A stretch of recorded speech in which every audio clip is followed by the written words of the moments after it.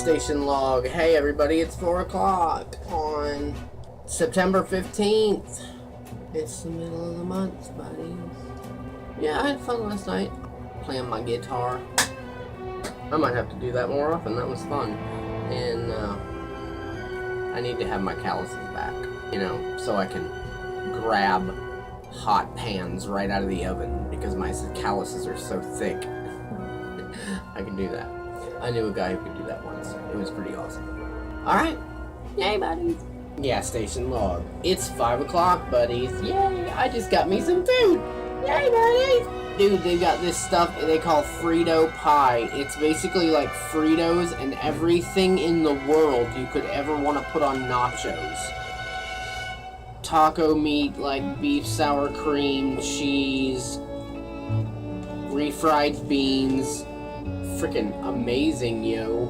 Yay, buddies! And I got a Mooney Mist! I love Mooney Mist! Yay, Mooney Mist, buddies! All of a sudden, I started thinking about hockey and how awesome hockey is. And the fact that I haven't been to a hockey game in, I think it's been 8 years. When me and Blake and Ben Grethy and Ben Jackson and Heidi went to a Riverman game, I think that's the last time I've been to a hockey game. In 2010. Wow. It used to be so much fun. I remember my mom used to get season tickets every year. She didn't go very often, so she would give it to me and my friends and we would go to hockey games for free. It was freaking great. And we sat in VIP seating. It was freaking awesome. Them were some good times. I love me some hockey games. Yay, hockey buddies! Gas station log. It's 7:15, so I just found myself. I was thinking about how what I call the Christian left, which is basically like all the charismatic people that believe wild things about the Bible that I've found to have not a lot of biblical basis. Compared to the extreme conservative right of Christians, which are basically all the fundamentalist people like the cessationists and stuff like that, that just deny the full extent of the truth of the Bible. And somewhere in the middle, I believe, is the actual truth that I know that I'm seeking, and that one of these days God is eventually going to reveal to me. I'm going to understand it and know and walk in it. Well, it led me to this point where I realized that, because here's the thing, a lot of the un-Christian world, that Joy chick from The View, she's stupid, but whatever. She's like, oh, God is talking to you? I'm pretty sure that's mental illness, and yet the whole Christian community rises up and goes, oh, she did not just say that. But yet some of the extreme Christian right will also say that. If, you hear God doesn't speak to you. If you're hearing voices from God, it's not of God. Well, that's crap, because I know that Jesus has been, I've been talking to God, we've been having conversations, and this communication has been going on for 20 years. And then I realized that this case in point thing, because I've been realizing that everything that God has taught me, truth about the Bible, he has taught it to me in such a way that it could be a case proven in court. And so as I seek to answer questions that I have about the truth of the Bible, I typically want people to be able to explain it, because Peter says in 1 Peter 3:15 that, or 3:10, 3:15, one of those, that if anyone should have questions about our faith, be ready to give an answer. And so I strive to always be able to give an answer to even some of the toughest questions. I just had a really cute girl come up and get a pack of cigarettes. She had Louisiana license plates. I'll probably never see her again. Too bad. She was really cute. I don't know. I really felt like we had something going on there for a minute. She asked me to use my phone, and I stepped outside and got some vape in, and it was nice. God has always taught me biblical truth, like a case in court. And so I try to give an answer to people with questions as if I'm making a case in court. saying this is why it is provable beyond the shadow of a doubt. Say if it were a mental condition, a person could not learn and grow in ways that he did not know was possible. He could not learn new things that he did not know before if the whole thing was in his head. Like a mentally ill person who hears voices, if some voice came to him and said, I am a karate master, I will teach you all I know about karate. And he is not going to be able to learn to be a karate master in his own right if it's all in his head.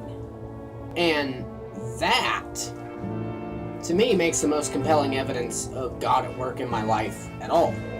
For example, in 2009, when God woke me up in the middle of the night at like 3 in the morning, and he said, read the book of Jeremiah, start at chapter 1, and I'll tell you when to stop. And he stopped me at verse 18, and he said, these are my words to you, you are my prophet to this age. If that were all just in my head, it probably would have just stopped there, and I'd walk through life knowing no more about it than I did then, saying, oh, I'm God's prophet, blah, blah, blah. Except the fact that the same God has taught me what it means to walk in that over the past 10 years. Things that would have never occurred to me on my own. Things I did not know before. There is a plenty presentable case that is able to stand up in court for God if you want to seek it. And like David was known as a man after God's own heart.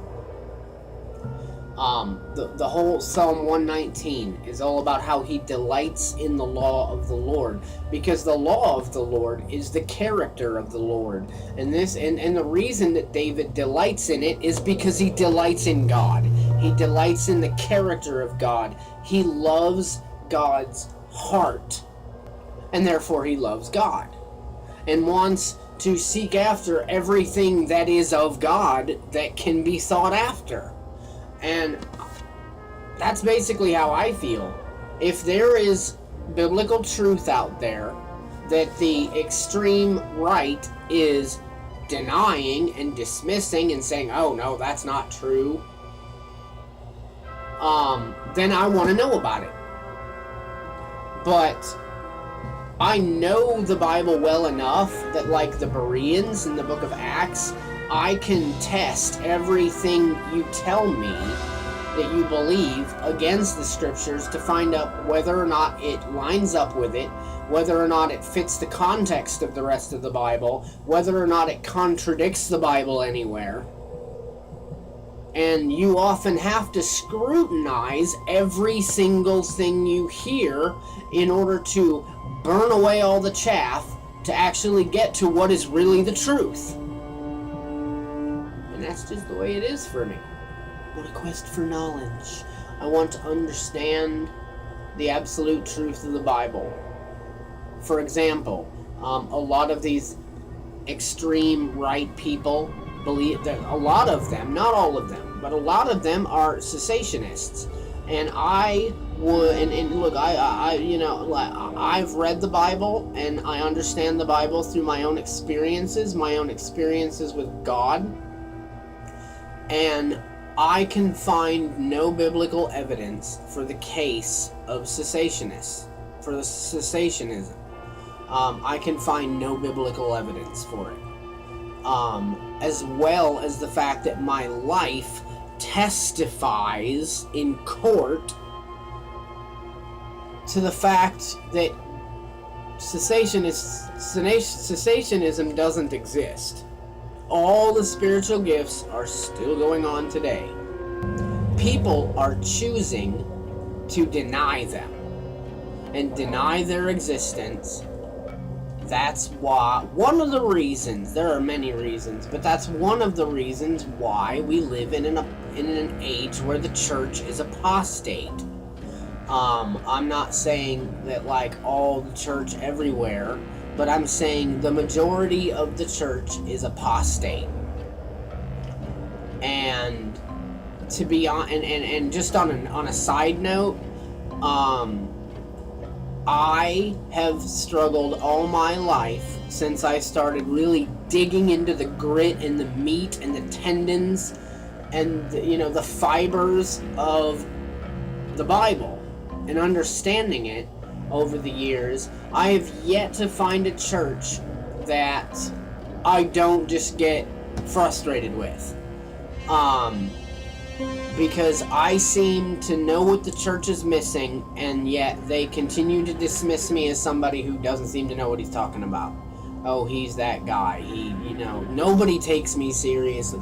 And that's what you'll get in an apostate church. The people that really want to make a difference and do things by the book, no pun intended, nobody takes them seriously because they all want to live in their dark, dreary, whatever, complacent thing. Either I find a church that isn't doing enough, that isn't seeking after Jesus enough. They're either complacent or they're over here running wild with unbiblical ideas. And honestly, I've been studying the Bible long enough. I can preach and I can teach the Bible. I can feed myself. I found that girl, that Rachel Stevens girl on YouTube, and I tend to have to agree with her. Like, finding a church to be part of, number one, is never about you. It's never about me. It's about the edification of the body. But so much regarding the edification of the body is dismissed, tossed aside, thrown away. Nobody wants to do that. We all just want to play it safe, and our happy little land of America is great, and we're a Christian nation, which is crap.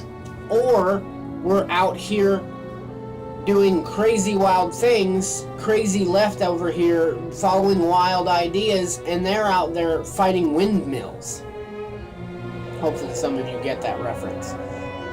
And I feel like I'm stuck here in the middle, walking the road with Jesus at my side, all by myself, because there's nobody else in this area. So yeah, that's what I've been thinking about talking to Jesus about for about the last hour. Yeah. Grace and peace to you, brothers. Good night, and God bless.